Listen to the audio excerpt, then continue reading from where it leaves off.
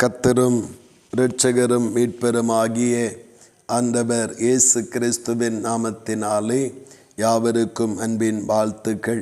தேவன் தாமே ஒருவருடைய வாழ்விலும் இன்னும் மகிமையான காரியங்களை செய்து மகிமைப்படுவாராக. இந்த நாளுக்குரிய தியான வசனம் சங்கீதம் 96 அதனுடைய 6வது வசனம். மகிமையும் கனமும் அவர் சமூகத்தில் இருக்கிறது என்று இந்த பகுதியிலே நாம் வாசிக்கிறோம். கர்த்தருடைய சமூகத்தினுடைய மகிமையை குறித்து, மேன்மையை குறித்து இங்கே சங்கீதக்காரன் வெளிப்படுத்துவதை நாம் இந்த பகுதியிலே, இந்த வசனத்திலே வாசிக்கிறோம். ஆண்டவருடைய நாமத்தினாலே கர்த்தருடைய பிரகாரங்களை, கர்த்தருடைய சமூகத்தை ஸ்தோத்திரம் ஆலயத்திலே வருவது மாத்திரமல்ல, நாம் நம்முடைய ஜெப வாழ்க்கையிலே, நம்முடைய வீடுகளிலே கர்த்தரை ஆராதிக்கும் போது அங்கேயும் தேவனுடைய சமூகம் இருக்கிறது. அந்த தேவ சமூகத்தை நேசிக்கிற, தேவனுடைய பாதத்தை நேசிக்கிற தேவ பிள்ளைகளுக்கு தேவ சமூகத்திலிருந்து கனமும் மகிமையும் உண்டாகும்படியாய் கர்த்தர் அவர்களை ஆசீர்வதிக்கிற தேவனாய் இருக்கிறார்.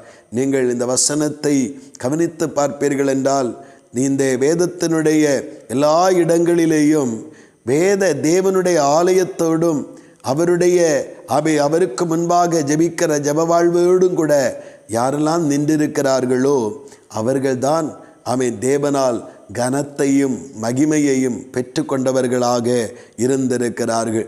நாம் ஆதி ஆகமத்திலிருந்து வெளிப்படுத்தின விசேஷம் வரைக்கும் கவனிக்கும் பொழுது யார் கனத்தையும் மகிமையும் சுதந்தரித்து கொண்டார்கள் என்றால், தேவனுடைய வல்லமையான அந்த நாமத்தை தொழுது கொண்டவர்களாய் தேவனுக்குள், தேவனுடைய ஆலயத்திற்குள் நிலைத்து நிற்கிறவர்களாய் யார் இருக்கிறார்களோ அவர்கள்தான் கனத்தை மகிமையும் அடைவதற்கு பாத்திரவான்களாக எண்ணப்படுகிறார்கள்.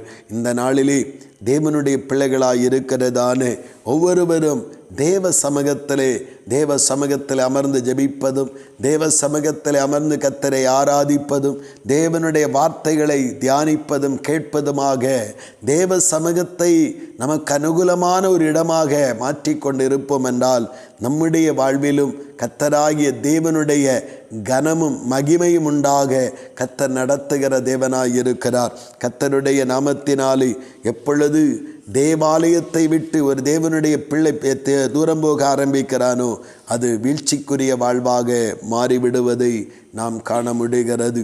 ஆனபடியினாலே கர்த்தரோடும் கர்த்தருடைய ஆலயத்தோடும் ஜெப வாழ்வோடும் நாம் ஒருபோதும் ஸ்தோத்திரம் விட்டு விலகாதபடி அதில் பிணைக்கப்பட்டவர்களாக இருப்போம். வாழ்விலே கனமும் மகிமை உண்டாகும். நம்முடைய வேதாகமத்திலே தாவீதாக இருக்கட்டும், அன்னாளாயிருக்கட்டும், ஸ்தோத்திரம் இப்படி ஒவ்வொரு பரிசுத்தவான்கள் வாழ்க்கையிலையும் பார்க்கும் பொழுது தேவனுடைய சமூகத்தை நேசித்தவர்கள் தான் நன்றாயிருக்கிறார்கள், கனத்தையும் மகிமையும் பெற்றவர்களாக இருக்கிறார்கள். நாமும் தேவனுடைய சமூகத்தை, தேவனுடைய பாதத்தை அதிகமாய் நேசித்தா அவரை பற்றி கொள்ளுவோம். நமக்கும் கனமும் மகிமை உண்டாக கர்த்தர் நடத்தி செல்வாராக. ஆமேன், ஆமேன். செபிப்போம். அன்பின் பரலோகத்தின் ஆண்டவரே, நல்ல இந்த காலை நேரத்திற்காக உமக்கு ஸ்தோத்திரம் அப்பா. தேவனே, நீர் உண்மையுள்ளவராய் இருக்கிறீர், அதற்காக ஸ்தோத்திரம். தகப்பனே, உம்முடைய மகா பெரிதான மேன்மையும் இரக்கங்களும் தாராளமாய் பெருக பரிசுத்தாவியானவரை நடத்தி மகிமையானவைகளை நிறைவேற்றும். அப்படி நீங்கள் செய்கிறபடியாய் ஸ்தோத்திரம், ஆசீர்வதிக்கிறபடியாய் ஸ்தோத்திரம். இயேசு கிறிஸ்துவின் மூலம் செபிக்கிறோம் ஜீவனுள்ள நல்ல பிதாவே. ஆமேன், ஆமேன்.